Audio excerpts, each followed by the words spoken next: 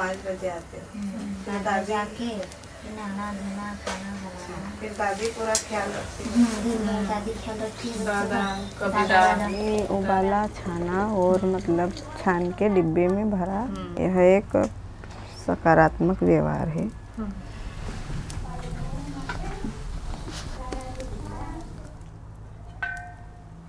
यह एक बहुत ही सकारात्मक अनोखा व्यवहार है।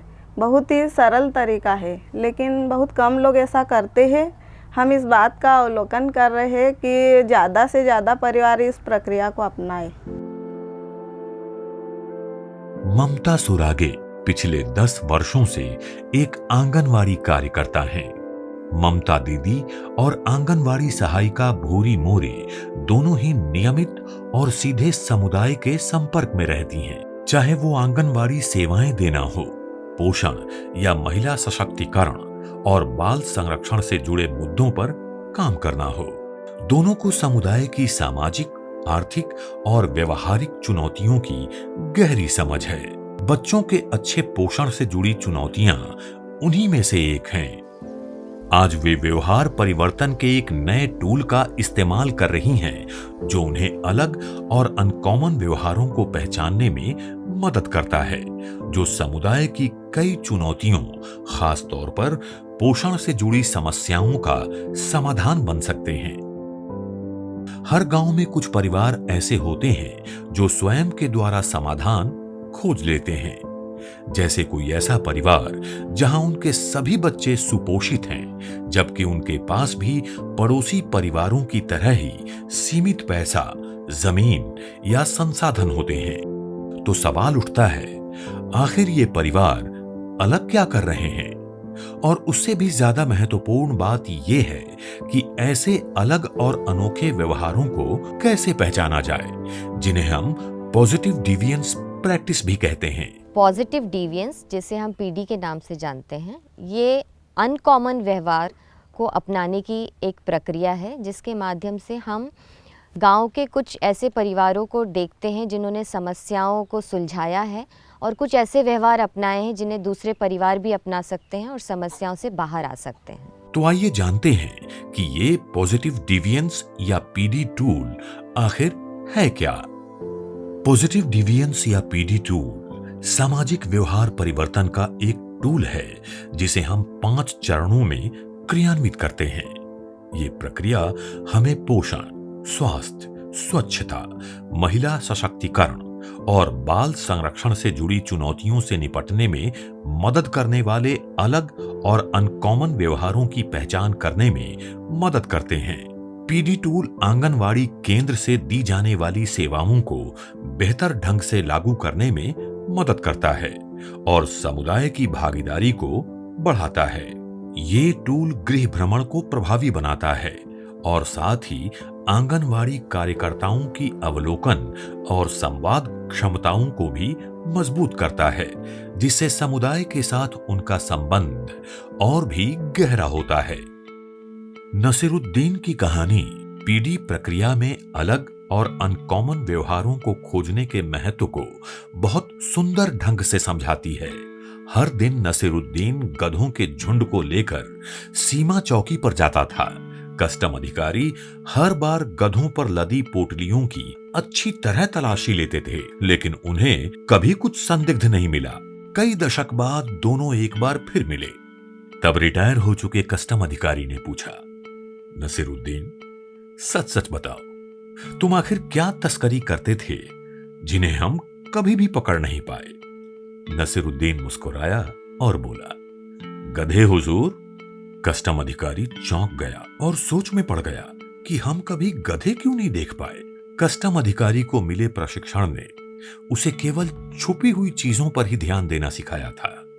यही सीमित सोच उसके लिए गधों को देखने में बाधा बन गई, क्योंकि वो उसकी समझ और प्रशिक्षण की सीमाओं से बाहर था। इसी तरह अक्सर किसी जटिल समस्या का समाधान हमारे अपने ही अनुभवों में छुपा होता है, फिर भी वो हमें दिखाई नहीं देता।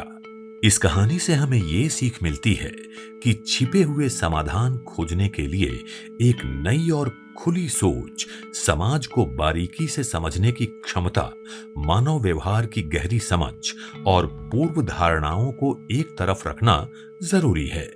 नसीरुद्दीन की कहानी पॉजिटिव डिविएंस प्रक्रिया को समझने का एक बेहतरीन उदाहरण है।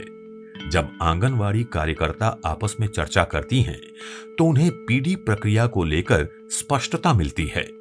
पीडी यानी पॉजिटिव डिविएंस का मतलब है ऐसे अनोखे, सफल, सकारात्मक और अलग व्यवहारों या तरीकों की पहचान करना जिन्हें समुदाय के ही कुछ परिवार अपनाते हैं। ऐसे परिवार सामाजिक और आर्थिक रूप से अन्य लोगों जैसे ही होते हैं, लेकिन फिर भी अनोखे, सफल, सकारात्मक और अलग व्यवहारों को अपनाकर समस्या से बाहर आ पाते हैं। पीडी टूल इन व्यवहारों की पहचान करने और उन्हें समुदाय में फैलाने का काम करता है। जब एक आंगनवाड़ी कार्यकर्ता पीडी प्रक्रिया पे काम करती है, तो जो गांव की समस्याओं के समाधान होते हैं वो स्थायी और स्थानीय होते हैं। दूसरे परिवार है उनको वो आसानी से अपना सकते हैं। और जब आंगनवाड़ी कार्यकर्ता पीडी प्रक्रिया पे काम करेगी तो समुदाय और परिवार से भी उनका मतलब जुड़ाव मजबूत होता है। पीडी टूल के 5 चरण होते हैं जिन्हें क्रमबद्ध रूप से क्रियान्वित किया जाता है। पीडी प्रक्रियाओं को क्रियान्वित करने के लिए हम बहुत व्यवस्थित तरीके से काम करते हैं, जिसके कि 5 प्रमुख चरण हैं। इन 5 प्रमुख चरण के माध्यम से हम पीडी प्रक्रियाओं को लागू करते हैं। पहला चरण जो कहता है कि समस्याओं की पहचान करना और अपेक्षित परिणामों को जानना। दूसरा चरण जो है वो पीडी परिवार को चिन्हांकित करने से संबंधित है। तीसरा चरण जो है वो अनकॉमन व्यवहार, जिन्हें हम अनोखे व्यवहार कहते हैं, उनको जानने पर आधारित है। चौथा चरण योजना बनाने से संबंधित है, जिससे कि दूसरे समुदाय परिवारों तक हम अनकॉमन, अनोखे व्यवहारों को पहुंचा सकें। और 5वां चरण इस प्रक्रिया का अवलोकन पर आधारित है, मूल्यांकन पर आधारित है, जिससे कि वो ये देख सके आंगनवाड़ी कार्यकर्ता कि क्या जो पीडी परिवार नहीं है वो भी व्यवहारों को अपना रहे हैं। तो ये 5 चरणों पर आधारित पीडी प्रक्रिया है, जिसके आधार पर हम इसे चरणबद्ध तरीके से लागू करते हैं। पीडी टूल का पहला चरण है समस्या की पहचान करना और उससे जुड़े वांछित परिणामों को तय करना। अगर आप अपने गांव के बारे में सोचें तो आपके कार्य क्षेत्र में ऐसी कौन सी समस्या है जो व्यापक रूप से समुदाय में फैली हुई है और जिस पर तुरंत ध्यान दिया जाना चाहिए। उदाहरण के लिए चलिए हम कुपोषण की समस्या को लेते हैं। जरा एक ऐसे गांव की कल्पना कीजिए जहां ज्यादातर लोग, महिलाएं और पुरुष दिहाड़ी मजदूरी करते हैं और अपने बच्चों को साथ लेकर काम की तलाश में लंबे समय तक पलायन करते हैं। कड़ी मेहनत और कम आमदनी के कारण वे बच्चों की पोषण संबंधी जरूरतें पूरी नहीं कर पाते और इसका परिणाम होता है बच्चों में कुपोषण। ये पीडी टूल का पहला चरण है, यानी बच्चों में कुपोषण पीडी पर काम करने की समस्या हो गई और इसका वांछित परिणाम होगा गांव के सभी बच्चे सुपोषित होंगे, जिसे पीडी प्रक्रिया के अंत में परिणाम के रूप में देखा जा सकेगा। अगला चरण यानी चरण 2 है चुनी गई समस्या का समाधान खोजने वाले परिवारों की पहचान करना। यदि हम कुपोषण को उदाहरण के रूप में लें तो हमें ऐसे परिवारों को ढूंढना होगा जो समान सामाजिक आर्थिक स्थिति में होते हुए भी 5 साल से कम उम्र के बच्चों को अच्छा पोषण दे पा रहे हैं तथा उनके बच्चे स्वस्थ व सुपोषित हैं, जबकि उनके आसपास के कई परिवार बच्चों में कुपोषण की समस्या से जूझ रहे हैं। पीडी परिवार की पहचान करने के लिए ममता दीदी और भूरी दीदी रजिस्टरों की मदद लेती हैं। भूरी, हमने समस्या तो चुन ली है कुपोषण की, हाँ। लेकिन उसके समाधान के लिए हम ऐसे पीडी परिवार का चयन करते हैं कि जिनके घर के बच्चे सुपोषित हो। अरे दीदी, वो अपनी रेशम दीदी है ना, उनकी बेटी विधि, वो बहुत अच्छी है। अच्छा, तो चलो ठीक है, अपन विधि का पिछले 6 महीनों का वजन देखते हैं। हाँ ठीक है। आंकड़ों व रिकॉर्डों के आधार पर सुनिश्चित करने के लिए कि सही परिवार की पहचान हुई है, बच्चों का वजन और ऊंचाई का डेटा ग्रोथ मॉनिटरिंग रजिस्टर में देखा जाता है। और सिर्फ उन्हीं बच्चों को चुना जाता है जो ग्रीन कैटेगरी में आते हैं। रेशम की बेटी ग्रीन कैटेगरी में आती है और पिछले 1 साल से उसका वजन सामान्य बना हुआ है। यही एक संकेत है जो पीडी परिवार को चिन्हित करने का आधार बनता है। इस तरह उन संभावित पीडी परिवारों की पहचान होती है जिनके छोटे बच्चे स्वस्थ और सुपोषित हैं। खुशी, अनिल, मनीषा ये भी नहीं है, सोनू, सुमन, लक्ष्मी ये भी नहीं है, फिर ये नहीं है, और ये आकांक्षी, शारदा भी नहीं है। चलो हाँ, ये विधि का नाम है, ये भी सामान्य सामान्य सामान्य। हाँ चलो ठीक है, विधि का पिछले 6 महीनों से वजन सामान्य की ग्रेड में ही है, तो अपन इनका ही परिवार लेते हैं। जब पीडी परिवारों की पहचान हो जाती है तो अगला कदम होता है उनके व्यवहारों को जानने के लिए उनके घर जाकर उनसे बातचीत करना और उनके व्यवहारों का अवलोकन करना। यही है पीडी टूल का तीसरा चरण। चरण 3 में उन पीडी व्यवहारों और अनकॉमन प्रैक्टिसेस की पहचान की जाती है जो इन परिवारों को दूसरों से अलग बनाते हैं। भूरी, हम विधि के घर गृह भेंट करने जाने वाले हैं। तो हम अपनी तैयारी कर ले।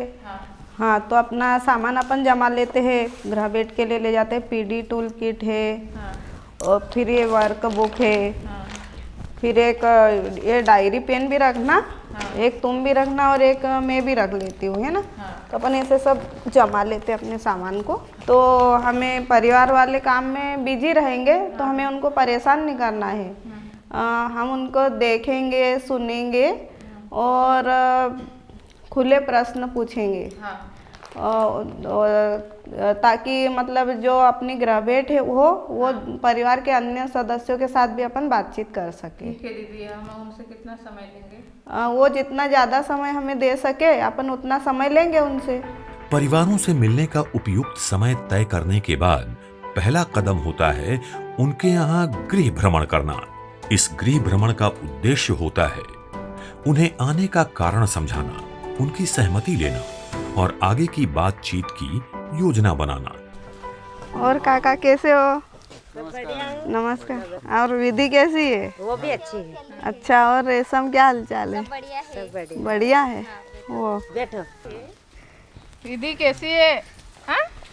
और आज हम आपके घर ये पॉजिटिव डिविएंस मतलब एक सकारात्मक अनोखे व्यवहार, हम इस पर आपके घर चर्चा करने आए हैं कि आप मतलब ऐसा क्या करते हैं कि मतलब आपके मोहल्ले में सभी बच्चों में आपके बच्चे स्वस्थ और सुपोषित है, तो आप ऐसा क्या करते हो उन बच्चों के लिए, हमें आपसे जानने आए हैं। इन परिवारों के घर कई बार गृह भ्रमण करना पड़ता है ताकि ये समझा जा सके कि उनके बच्चों के बेहतर पोषण स्तर के पीछे क्या कारण हैं।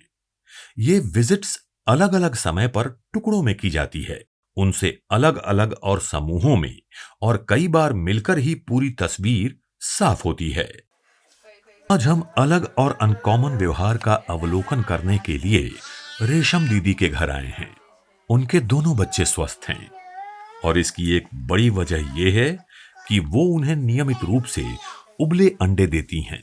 कई परिवारों की शिकायत होती है कि अंडे महंगे हैं, लेकिन भोगड़ू कनेश ने खर्च को समझदारी से संभालकर ये सुनिश्चित किया है कि अंडे खरीदे जाएं। उन्हें पता है कि अंडों की कीमत भी उन्हीं पैकेज्ड स्नैक्स जैसे कुरकुरे जितनी ही है, लेकिन वो अंडों को प्राथमिकता देते हैं क्योंकि ये ज्यादा पौष्टिक है। इतना ही नहीं, उन्होंने शराब पीना भी छोड़ दिया है ताकि पैसे बचें, और जब दाम कम होते हैं तब जरूरी चीजें खरीद लेते हैं।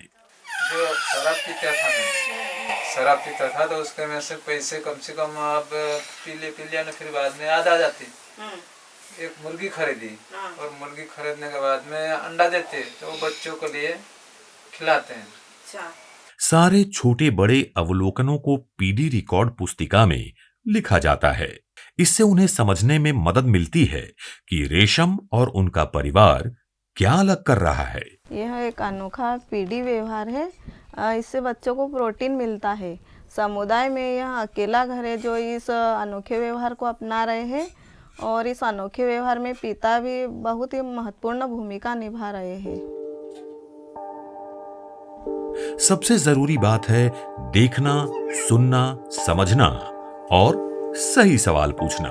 परिवार से मिलने का उद्देश्य बिना किसी पूर्व धारणा के होना चाहिए, ताकि हम जान सकें कि छोटे छोटे व्यवहार कैसे बड़ा बदलाव ला सकते हैं। पीडी प्रक्रिया पे जब हम गृह भ्रमण के लिए जाते हैं तो हम परिवार में मतलब बोलते कम है, सुनते हैं, देखते हैं और खुले प्रश्न करते हैं, ताकि उनके जो सकारात्मक अनोखे व्यवहार है उनका हम पता लगा सके आसानी से।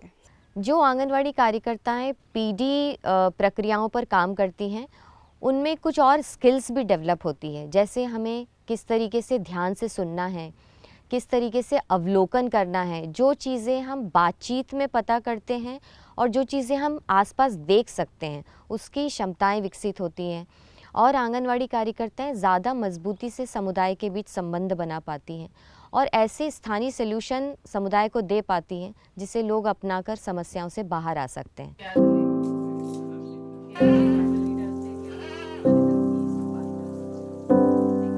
एक ही चुनौती से निपटने के लिए कई अलग अलग तरीके होते हैं और पीडी परिवारों ने अपने अपने अनोखे समाधान खोजे हैं। जहां रेशम दीदी अपने बेटे को अंडा खिलाती हैं, वहीं उर्मिला गोखले अपने बच्चे को सादा घर का बना कम मसालेदार खाना देती हैं, जैसे खिचड़ी जिसमें वो सहजन के पत्ते मिलाती हैं। कुछ अन्य परिवार दलिया, रोटी सब्जी और मौसमी फल देते हैं और पैकेज्ड फैक्ट्री से बने खाने जैसे कुरकुरे या बिस्किट्स से बचते हैं। ऐसे कई व्यवहार केवल परिवारों से गहराई से बातचीत, उनके साथ समय बिताकर और ध्यान पूर्वक अवलोकन करने के बाद ही समझे जा सकते हैं। और इसके साथ क्या क्या डालते हो? सब डालते हैं जो जो मिलता हो, जैसे हरी धनिया है, अच्छा, फली दाने सब, फली दाने सब डालते हैं, आलू अच्छा, सभी डालते हाँ सब डालते जो जो रहता हो। अच्छा, पालक वालक सब। हाँ।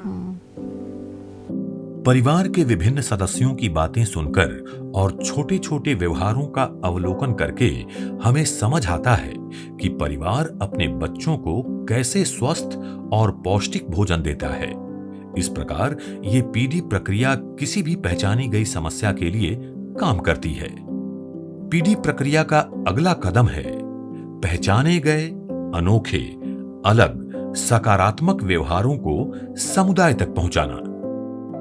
लेकिन उसके पहले आंगनवाड़ी दीदी और सहायिका को बैठकर अपने अवलोकन और बातचीत के बिंदुओं पर चर्चा करनी होगी।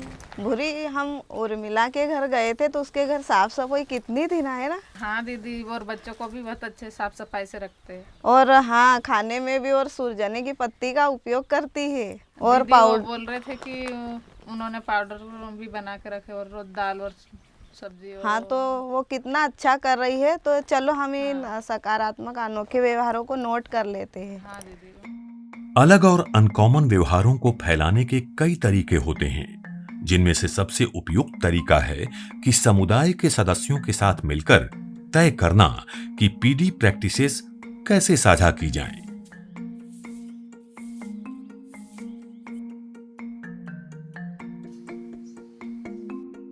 इस उदाहरण में आंगनवाड़ी कार्यकर्ता सामुदायिक बैठकें आयोजित करती हैं, जहां पीडी परिवार अन्य लोगों से मिलकर अपने व्यवहार साझा करते हैं और अलग और अनकॉमन व्यवहारों को पूरे समुदाय में फैलाया जाता है।